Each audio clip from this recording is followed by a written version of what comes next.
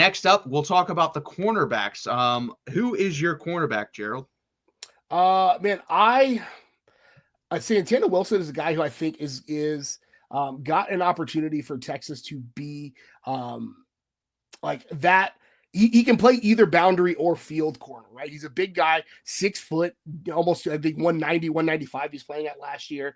He's another one of those 3-star guys who came in and you started to hear a little bit about him. Not like a ton of buzz, but he's fast. He was a track guy in high school. I think he ran a sub 11 one, sub 11 in high school as a junior. So he's a guy who I think has an opportunity to play into something at Texas.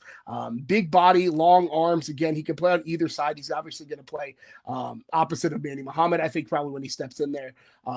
He didn't have a lot of expectations coming into this class, right? He was one of those late additions, kind of one of those you sign as a developmental guy. And I think he's got an opportunity to really step into it.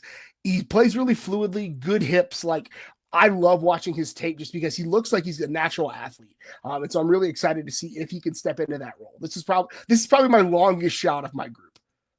No, that's fair. I think the cornerback room is kind of stacked, honestly. You got Cade Phillips coming in this class, Caleb Chester as well, who I'm a big fan of. I think he's very underrated. And then you also have, like you said, Santana Wilson, Wardell Mack, Kobe Black.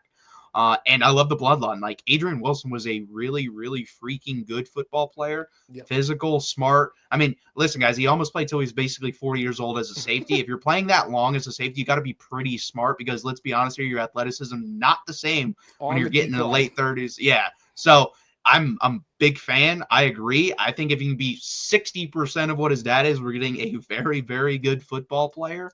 And I do think he'll get some playing time. I think, honestly, you're going to see a lot of rotation at the cornerback position unless someone just absolutely kills it during spring and fall football, which I don't know is going to happen. We'll have to see about that. But I do have a guy here that I'm hoping it does, and I think will break out, and that's Kobe Black. Mm-hmm. And I'm a big measurables guys when it comes to the cornerback, especially because, listen, you're going to be out there on an island a lot of the times, especially in a PK system. He does like to play man a decent amount. And 6'2", 204 pounds. And I believe his brother actually just ran like an absurd 40 time at his pro day, like a 4.3 something.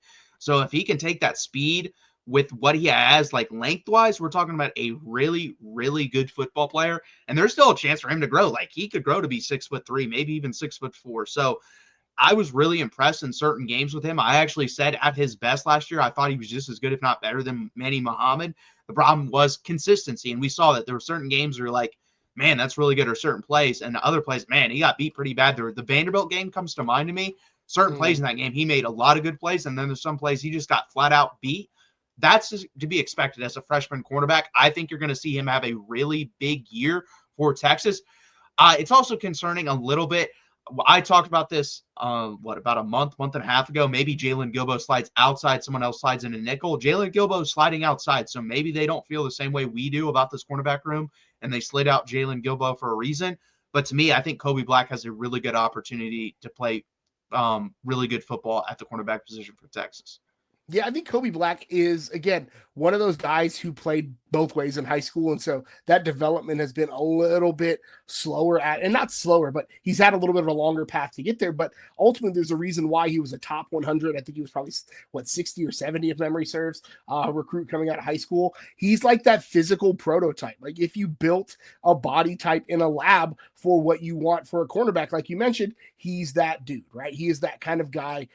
Big body, wide frame, long arms, can really work fluidly, athletically, isn't afraid of contact. Again, I talk about this a lot when I talk about defenders. I love a guy who doesn't shy away from contact. He's a guy who doesn't mind coming downhill and playing a little bit of run support. I mean, again, he's got, he's got a body and a play style that I think fits what Pete Kwiatkowski wants to do defensively. He can play man, he can play physical, he can play some bump and run, and that's what we're going to have to see in this defense. That's what Pete Kwiatkowski runs, and so I think he has played, at least in high school, at high school level consistency, right? Played kind of above what I think people expected to him, and I think he's going to do that once again this year. I think you're probably spot on.